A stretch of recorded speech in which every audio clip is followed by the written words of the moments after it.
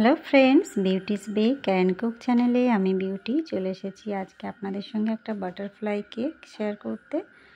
আমি cake স্পঞ্জটা finalising করে রেখেছিলাম, তারপরে মাঝখান থেকে দুভাগে ভাগ করে নিলাম। এবার দেখুন কিভাবে আমি কেকটা সেট করছি, বাটারফ্লাই বানাচ্ছি। পুরো পজিশানটাই চেঞ্জ করে দিয়েছি। নিচের দিকটা একটু কাছাকাছি থাকবে আর উপরের পার্টটা একটু দূরত্ব বেশি থাকবে, তবেই দেখতে সুন্দর লাগবে।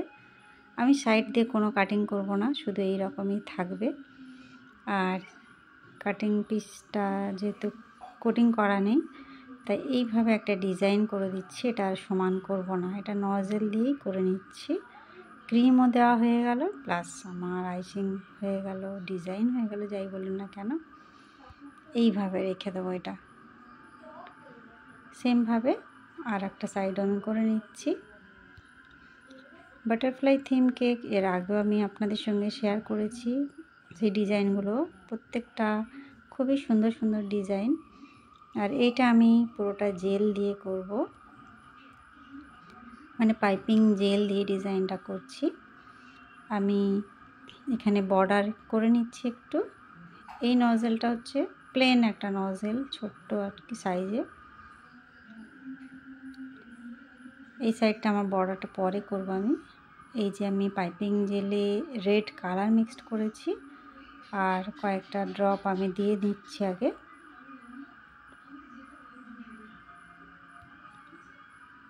এই ড্রপগুলো আবার আমি স্পুন দিয়ে টেনে টেনে ভেতর দিকটায় দেবো। এরকমই ডিজাইনটা আমি করছি আর কি।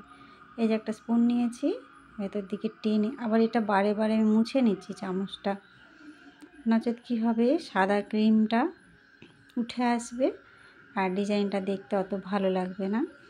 একটু মুছে নিতে হবে। অবশ্যই আমার হাতটা ক্লিন আছে এখানে। অনেকেই হয়তো কমেন্ট করবেন, আবার আমি আগে থেকে ওই জন্য বলে দিলাম। আমরা যখনই কেকের কাজ শুরু করি সবসময় হাত ধুয়ে তারপরে কাজটা শুরু করি। আচ্ছা, এটা হচ্ছে আমি অরেঞ্জ কালার মিক্সড করেছি জেলের সঙ্গে। এটা অনেকে আবার পাইপিং জেল, কেউ গ্লেজ জেল এরকম বলে থাকেন, আমি দুটোই বলে দিলাম। আমি জেলের সঙ্গে কোনো জল মিক্সড করিনি, এটা আমি এরকমভাবেই রেখেছি, শুধু কালারটা মিক্সড করেছি।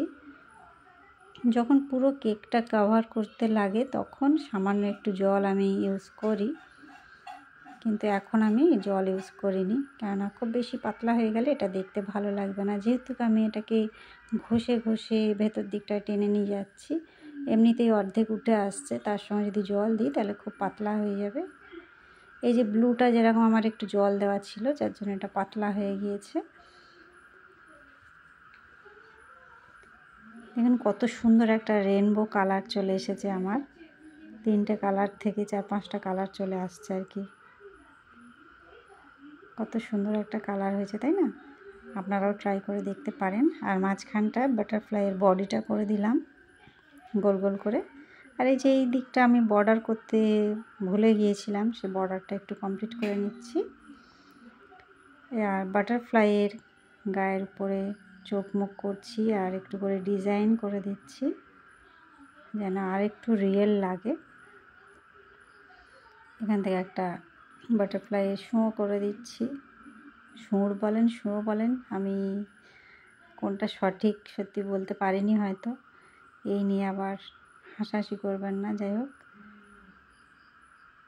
আর আমি এর বডিতে ছোট ছোট করে ড্রপ দিয়ে দিচ্ছি 3টে কালারেরই, রেড, অরেঞ্জ আর ব্লু, 3টে কালারেরই দেব।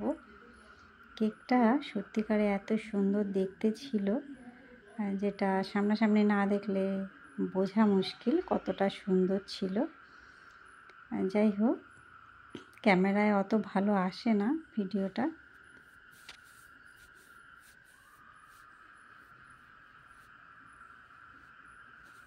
আমার চ্যানেলে আরও বাটারফ্লাইয়ের থিম কেকগুলো আপনারা দেখতে পারেন, সেই সব ডিজাইনগুলো আমি অন্যরকমভাবে করেছি। আর এটা যেহেতু আমার দোকানের জন্য বানাচ্ছি, সেই জন্য আমি আর এটা প্লেন রাখিনি, জেল দিয়েই করার চেষ্টা করছি। জেল দিয়ে করলে কেকগুলো অনেক দিন ভালো থাকে বলতে কি ড্রাই হয় না, সেই চিন্তা করে আমাকে জেল ইউজ করতে হচ্ছে। এই যে কেকটা আমি কমপ্লিট করে ফেলেছি বন্ধুরা। কেমন লাগলো, ভালো লাগলে বা একটু হেল্পফুল মনে হলে অবশ্যই একটা লাইক করবেন, চ্যানেলটা সাবস্ক্রাইব করে রাখবেন। দেখা হবে নেক্সট নতুন কোনো ভিডিওয়। Bye bye.